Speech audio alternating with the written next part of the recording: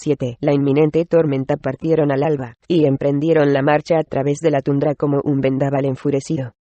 Los animales y monstruos como ellos, incluso los feroces yetis, huían aterrorizados a su paso.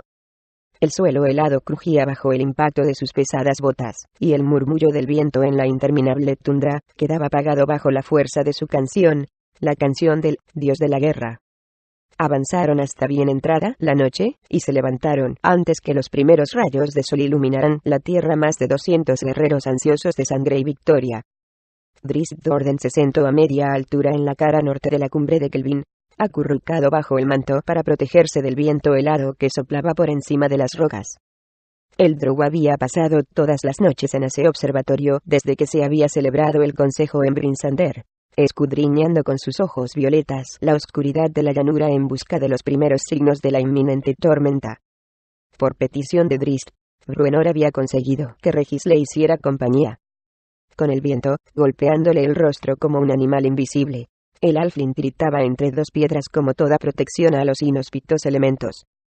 Puestos a escoger, hubiera preferido hallarse al abrigo de su cálida y cómoda cama de bosque solitario, escuchando el suave crujido de las ramas de los árboles más allá de sus caldeadas paredes, pero comprendía que, como portavoz, todo el mundo esperaba de él que colaborara en el curso de acción que había propuesto en el consejo.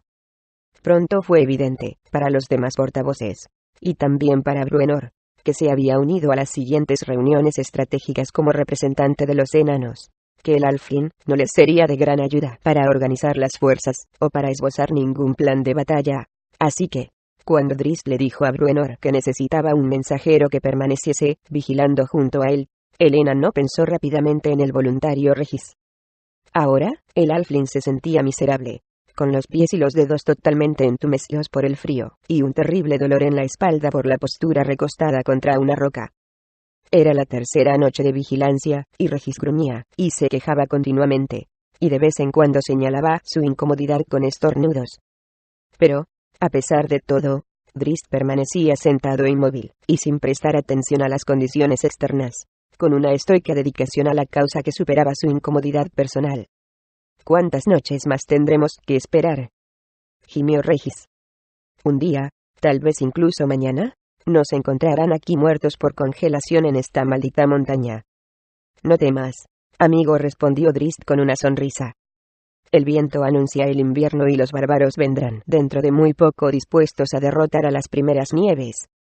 Mientras hablaba, el Drow captó un tenue punto de luz por el rabillo del ojo, y se levantó a toda prisa, sobresaltando al halfling. Se volvió hacia donde provenía el destello, con los músculos en tensión, pero con reflexiva cautela, y escudriñó el horizonte para confirmar lo que había visto. ¿Qué? Empezó Regis, pero Drizzt lo instó a que permaneciese en silencio con un gesto. Un segundo punto de luz destelló en la lejanía. Se va a cumplir tu deseo, aseguró. Están ahí, susurró Regis. Su vista no era tan aguda como la del Drow en la oscuridad. Drizzt reflexionó unos instantes, intentando estimar la distancia a que se encontraba el campamento, y calcular el tiempo que tardarían los bárbaros en completar el viaje. Ve a comunicárselo a Bruenor y a Cassius, amigo, murmuró al final. Diles que la hora llegará al paso de Bremen al alba. Ven conmigo. Seguro que no te echarán cuando les des tan importantes noticias. Tengo una tarea más importante entre manos, fue la respuesta. Ahora, vete. Dile a Bruenor, solo a él, que lo esperaré en el paso de Bremen con las primeras luces del amanecer. Y, tras decir esto, el Drow se esfumó en la oscuridad. Tenía un largo viaje ante él. ¿A dónde vas?, preguntó Regis. A buscar el horizonte del horizonte, le replicó la voz en la noche. Y luego, el murmullo del viento ocultó cualquier otro sonido. Los bárbaros habían acabado de montar el campamento cuando Drizzt se acercó a su perímetro exterior. Por encontrarse tan cerca de 10 ciudades, los invasores habían dispuesto una estricta vigilancia, y lo primero que descubrió Drizzt fue que habían colocado a muchos hombres de guardia. Pero, como tenían que actuar con cautela, las hogueras ardían mortecinas, y aquella semioscuridad era ideal para el Drow. Los vigilantes, que por regla general eran muy efectivos, tenían que vérselas con un elfo procedente de un mundo que no conocía la luz, un elfo que podía moverse en una oscuridad mágica sin que los ojos más atentos pudieran captar y penetrar el manto tangible que lo envolvía. Invisible como una sombra en la noche, y tan silencioso al andar, como si de un gato se tratara, Drizzt atravesó la guardia, y se introdujo en el círculo interno del campamento. Poco menos de una hora antes, los bárbaros habían estado cantando y charlando sobre la batalla que tendría lugar al día siguiente. Pero ni siquiera la excitación y la adrenalina que fluía por sus venas podían disipar la fatiga de su dura marcha. Ahora, la mayoría dormía roncando sonoramente, y su rítmica y profunda respiración tranquilizaba a Drizzt mientras se deslizaba entre ellos en busca de sus líderes que, sin duda alguna, estarían acabando de ultimar los planes de la batalla. En el centro del campamento se destacaba un grupo de tiendas montadas en grupo, pero solo en una de ellas había vigilancia. Aunque la solapa de la puerta estaba echada, Drizzt alcanzaba a ver el brillo de las velas en el interior, y hasta sus aguzados oídos llegaba el ruido de bruscas voces, que a menudo sonaban encolerizadas. El drow se deslizó hacia la parte de atrás. Por fortuna, no habían permitido que ningún guerrero montara su lecho cerca de esta tienda, con lo que Drizzt quedaba apartado de todos. Como medida de precaución, extrajo la figura de pantera de la bolsa y luego, tras sacar una fina daga, hizo un pequeño agujero en la tienda de piel de reno, y se inclinó a ver. Había 8 hombres en el interior, los 7 jefes bárbaros, y un hombre más pequeño, y de cabellos oscuros que, según adivinó enseguida Drizzt, no podía provenir del norte. Los jefes estaban sentados en semicírculo en el suelo, alrededor del extranjero, que permanecía de pie, y a quien estaban haciendo preguntas sobre el terreno y las fuerzas con que se encontrarían al día siguiente.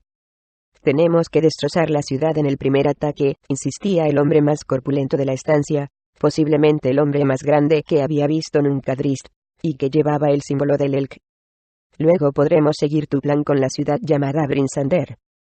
El hombre de menor estatura parecía encolerizado y fuera de sí, pero Drizzt se dio cuenta de que el miedo que sentía por el corpulento jefe bárbaro iba a suavizar su respuesta. «Gran rey Eafstag», replicó vacilante, «si las flotas pesqueras presienten el conflicto antes de que lleguemos a Brinsander, nos encontraremos con un ejército que sobrepasa en número al nuestro, esperándonos tras los sólidos muros de la ciudad.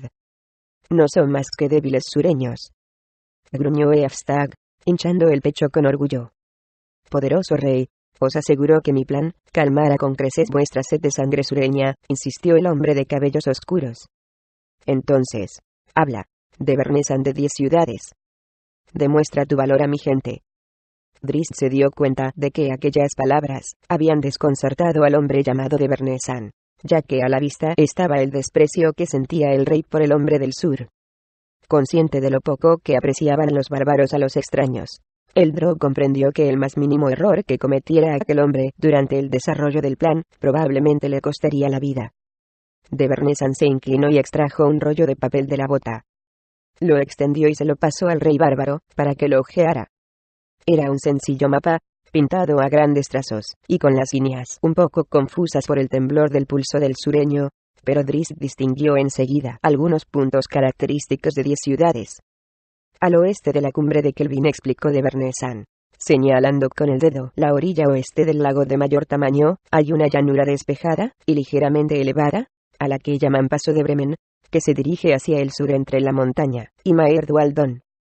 Desde nuestra posición, esta es la ruta más directa a Brinsander, y, por tanto, el camino que creo que deberíamos seguir. La ciudad situada a orillas del lago debería ser la primera que destrocemos, razonó Eafstag. «Estermalaine», replicó de Bernesan. «Todos sus habitantes son pescadores, y, cuando pasemos, estarán probablemente en el lago. No sería una batalla interesante para vosotros. No dejaremos un solo enemigo vivo a nuestras espaldas», gritó Eafstag, y varios jefes bárbaros le hicieron coro. «No, claro que no», continuó de Bernesan. «Pero no necesitarás muchos hombres para derrotar a Termalaine mientras sus habitantes están pescando. Deja que el rey Alfdane y la tribu de los saque la ciudad mientras el resto de las fuerzas, dirigidas por ti y por el rey Beorg, se encaminan a Brinsander.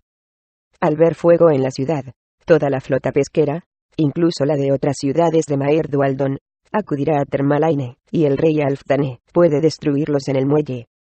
Es importante que los mantengamos alejados de la fortaleza de Targos. La gente de Brinsander no recibirá ayuda alguna de los demás lagos a tiempo y tendrá que resistir sola vuestro ataque. La tribu del Elk rodeará la base de la colina por debajo de la ciudad para cortar cualquier vía de escape o de entrada de refuerzos.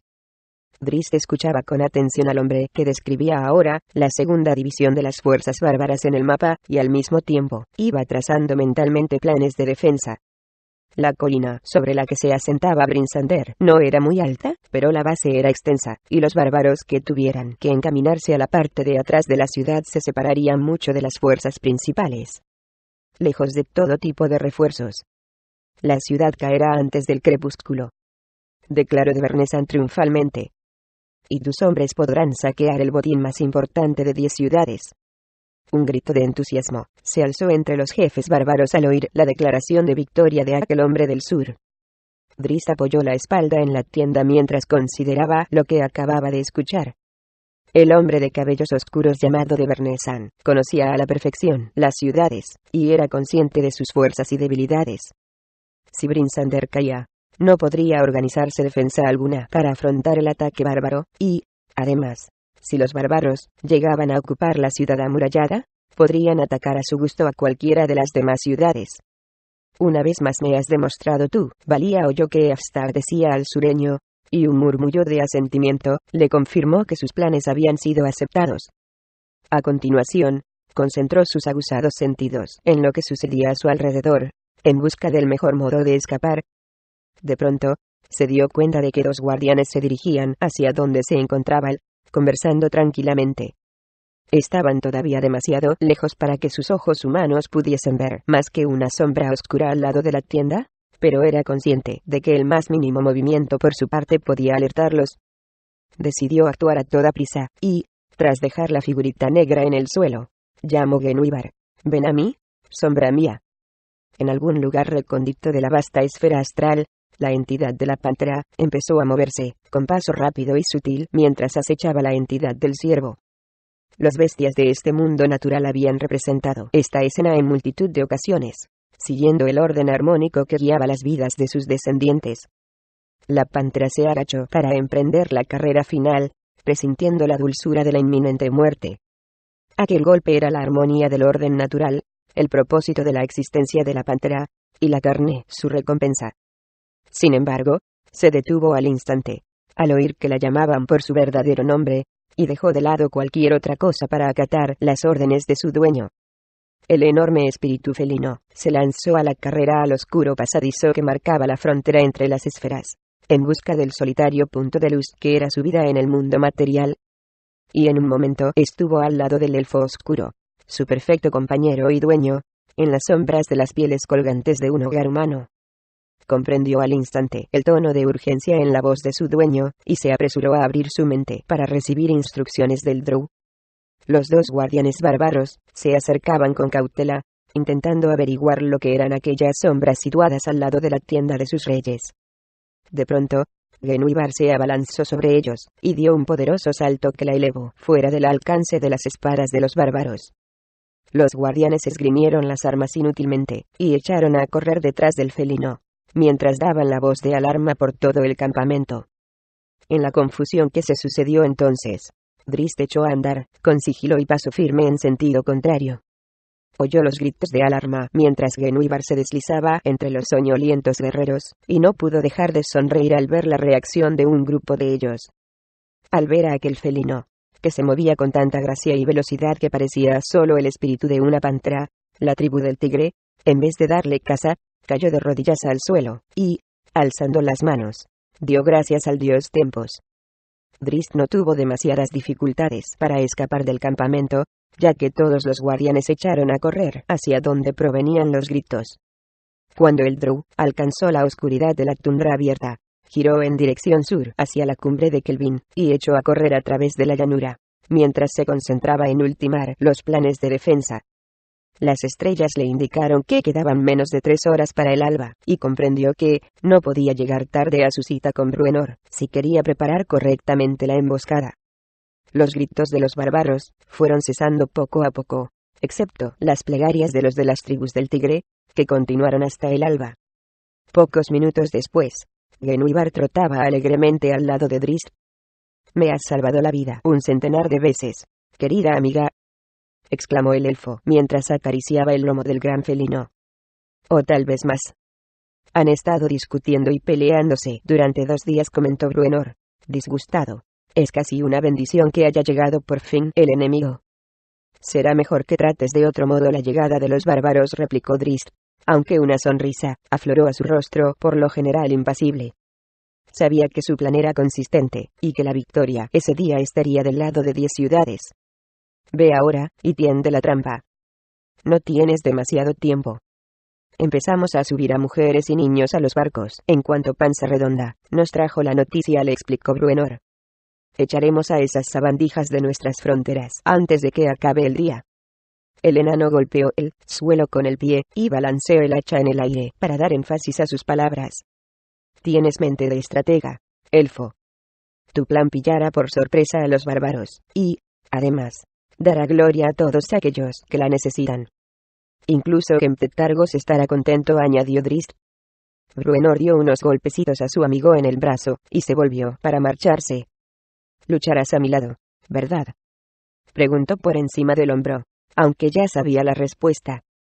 «Como tiene que ser», le aseguró Drizzt. «¿Y el gato?». «Genuibar ya ha cumplido su papel en la lucha. Pronto devolvería a mi amigo a casa». A Bruenor le agradó la respuesta, ya que no confiaba en aquella extraña bestia amiga del Drow. «No es natural», se dijo a sí mismo mientras salía del paso de Bremen en dirección a 10 ciudades. Bruenor estaba demasiado lejos de Drizzt para que éste captara sus últimas palabras, pero el Drow conocía al enano lo suficiente para comprender el significado general de sus murmullos. Comprendía por qué Bruenor y muchos otros se sentían incómodos junto al mágico felino. La magia era una parte importante de la gente que vivía bajo tierra, un hecho necesario de su existencia cotidiana, pero era más rara y menos comprendida entre los habitantes de la superficie, en especial por los enanos, que por regla general se sentían incómodos ante ella, salvo en el caso de las armas y escudos mágicos que ellos mismos construían. El Drow, en cambio, no se había sentido incómodo ante Genuibar ni aun el día en que la había conocido. La figura había pertenecido a Masojunetit, un Drow rico perteneciente a una prominente familia de la gran ciudad de Menzoberranzan, quien la había recibido como regalo de un demonio a cambio de la ayuda que Masoj le había prestado en un asunto de conflictos con los gnomos. Los caminos de Drizzt y la pantera se habían cruzado en numerosas ocasiones durante los años pasados en la oscura ciudad, a menudo en encuentros planeados. Ambos sentían una amistad por el otro que superaba la relación que el gato tenía por aquel entonces con su dueño. Genuibar había incluso rescatado a Drizzt de una muerte segura sin que la llamaran, como si el felino hubiese estado vigilando con los ojos protectores al Drow que todavía no era su dueño.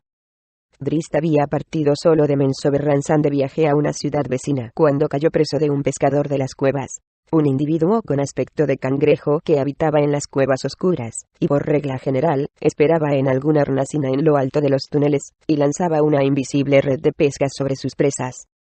En aquella ocasión, había estado esperando como un paciente pescador, y, como un pescado, había caído Drizzt en su trampa. La resistente red de pesca lo había inmovilizado por completo, haciendo inútiles todos sus esfuerzos por liberarse mientras lo alzaban hacia lo alto del pasadizo. No veía escapatoria posible, y tembló al pensar en la muerte horrorosa que le esperaba. Pero de improviso llegó Genuibar, deslizándose por las piedras rotas y las hendiduras de la pared al mismo nivel que el monstruo. Sin pensar en su propia seguridad, y sin obedecer orden alguna, el felino atacó al pescador, y lo tumbó del primer salto. El monstruo intentó huir para salvar su vida, pero Genuibar lo persiguió como para castigarlo por atacar a Drizzt. A partir de aquel día, tanto la pantera como el Drow supieron que sus destinos se unirían tarde o temprano, pero ni el felino tenía poder para desobedecer la voluntad de su dueño ni Drizzt tenía derecho a reclamar la figura a Masoj, en especial, porque la casa de Uner era mucho más poderosa que la familia de Drizzt en la estructurada jerarquía del mundo subterráneo. Así pues, el Drow y el felino habían continuado manteniendo una relación casual como distantes compañeros. Pero poco después, ocurrió un incidente que Drizzt recordaría siempre. Mazog obligaba a menudo a Genuibar a que lo ayudara en sus ataques a alguna familia enemiga, o a otros habitantes del mundo subterráneo, y, por regla general, el felino obedecía sus órdenes con gran eficacia, colaborando con su dueño en el campo de batalla. Sin embargo, un día, en una de esas incursiones contra el clan de Svirfnebli, una familia de gnomos mineros que con frecuencia tenían la desgracia de toparse con el drow en su hábitat común, la crueldad de Mazog llegó demasiado lejos. Tras el asalto inicial sobre el clan, los gnomos que sobrevivieron salieron huyendo por el laberinto de corredores de las minas.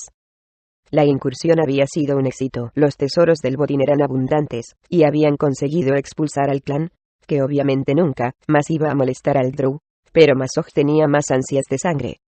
Utilizó a Genuibar, el orgulloso y elegante cazador, como instrumento de sus asesinatos, y envió al felino en persecución de los gnomos uno por uno, hasta que todos fueron destruidos.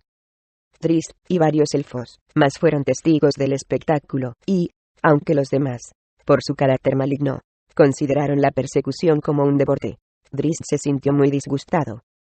Además, supo darse cuenta de que la pantera de rasgos orgullosos se sentía muy humillada. Genuibar era un cazador nato, no un asesino, y utilizarlo para tareas semejantes era degradarlo a nivel del criminal, eso, sin contar las tácticas horrorosas con que Mazog torturaba a los inocentes gnomos. Aquella fue la última atrocidad de una larga lista que Drizzt había tenido que soportar.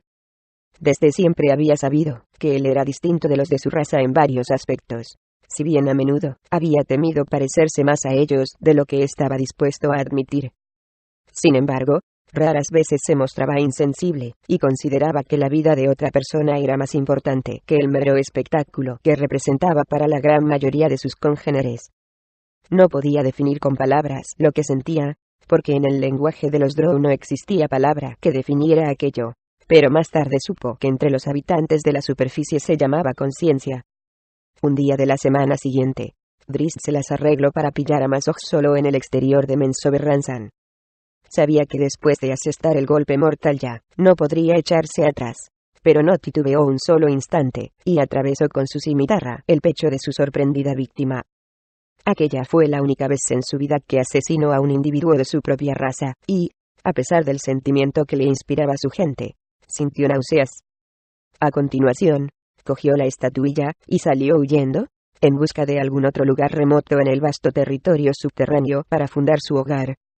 Pero al fin, se vio obligado a dirigirse a la superficie exterior, y, luego, perseguido a causa de su procedencia en todas las ciudades que encontró en el sur, había acabado por llegar a la frontera de 10 ciudades, lugar en donde se mezclaban todos los parias, el último puesto de avanzada de la civilización, donde al menos se lo toleraba.